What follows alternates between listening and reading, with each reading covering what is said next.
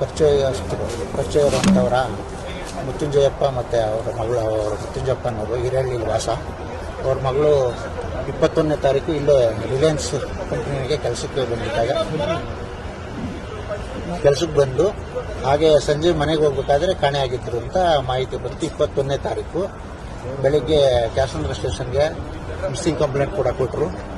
ಹಾಗಾಗಿ ಇವತ್ತು 16ನೇ ತಾರೀಕು ಇಲ್ಲಿ ಎದುರಿಗೆ ಅಡಿಕೆ ತೋಟದಲ್ಲಿ ಅವ್ರ ಬಾಡಿ ಇದ್ದಿದ್ದು ಪತ್ತೆಯಾಗಿದೆ. ಬಾಡಿಯೆಲ್ಲ ಡಿಕಂಪೋಸ್ ಆಗಿ ಬರೀ ಮೂಳೆಗಳು ಮಾತ್ರ ಸಿಕ್ಕಿದೆ. ಅವ್ರಿಗೆ ಮಲ್ಲಿಕಾರ್ಜುನ್ ಅಂತ ಪತಿ ಹಾಗೆ ಮಕ್ಕಳಿದ್ರು, ಒಂದು ಹೆಣ್ಣು ಒಂದು ಗಂಡಿದೆ. ಈಗ ಪೊಲೀಸ್ ತನಿಖೆಯಿಂದ ಗೊತ್ತಾಗಬೇಕಾಗಿದೆ ಎಲ್ಲ. ಕೆಲ್ಸಕ್ಕೆ ಹೋಗ್ತೀನಿ ಅಂತ ಹೇಳಿ ಕೆಲಸಕ್ಕೆ ಆಗಲಿ ತಿಂಗಳಿಂದ ಹೋಗ್ತಾ ಇತ್ತು. ಒಂದು ತಿಂಗಳಿಂದ ಕೆಲಸಕ್ಕೆ ಹೋಗ್ತಾ ಇತ್ತು ಎದುರಿಗೆ ರಿಲಯನ್ಸ್ ಕಂಪ್ನಿಗೆ. ಕೆಲಸ ಮುಗಿಸ್ಕೊಂಡು ಅವರ ತಂದೆ ಹೇಳಿದ್ದು ಮತ್ತೆ ಮಕ್ಕಳೇ ಹೇಳಿದ್ದು ಕೆಲಸ ಮುಗಿಸ್ಕೊಂಡು ಬರ್ತಾ ಇದ್ದೀನಿ ಅಂತ ಫೋನ್ ಮಾಡಿ, ಆಮೇಲೆ ನಂತರ ಫೋನ್ ಸ್ವಿಚ್ ಆಫ್ ಆಗಿತ್ತು ಅಂತ ಮಕ್ಕಳು ಹೇಳ್ತಾ ಇದ್ದಾರೆ.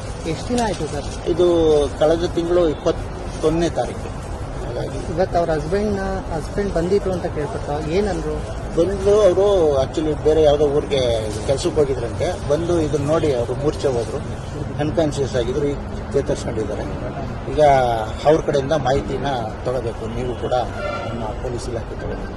ಪ್ರಕರಣಕ್ಕೆ ಸಂಬಂಧಿಸಿದಂತೆ ಡಾಬಸ್ಪೇಟೆ ಪೊಲೀಸ್ ಠಾಣೆಯಲ್ಲಿ ಪ್ರಕರಣ ದಾಖಲಾಗಿದೆ. ಸೂಕ್ತ ತನಿಖೆಯನ್ನು ನಡೆಸಿ ಹೆಚ್ಚಿನ ಮಾಹಿತಿಯನ್ನ ತಿಳಿಸಲಾಗುತ್ತೆ ಅಂತ ಪೊಲೀಸ್ ವರಿಷ್ಠಾಧಿಕಾರಿಗಳು ತಿಳಿಸಿದರು. ಬೆಂಗಳೂರು ಗ್ರಾಮಾಂತರ ಜಿಲ್ಲೆ ದಾಬಸ್ಪೇಟೆ ಪೊಲೀಸ್ ಠಾಣೆ ವ್ಯಾಪ್ತಿ ಒಳಗಡೆ ಬರ್ತಕ್ಕಂತಹ ಒಂದು ಹಳೆ ನಿಜಿಗಲ್ ಅಂತ ಹೇಳುವಂತಹದ್ದೊಂದು ಗ್ರಾಮದ ತೋಟದಲ್ಲಿ ಒಂದು ವ್ಯಕ್ತಿಯ ಮೂಳೆಗಳು ಪತ್ತೆಯಾಗಿದ್ದಾವೆ. ಅದರಲ್ಲಿ ಒಂದು ಸ್ಕಲ್ ಸಿಕ್ಕಿದೆ, ಮತ್ತೆ ಕೈಗೆ ಮತ್ತು ಕಾಲಿಗೆ ಸಂಬಂಧಪಟ್ಟಂತ ಕೆಲವು ಮೂಳೆ ಪೀಸ್ಗಳು ಮಾತ್ರ ಸಿಕ್ಕಿದೆ. ಫುಲ್ ಬಾಡಿ ಸಿಕ್ಕಿಲ್ಲ.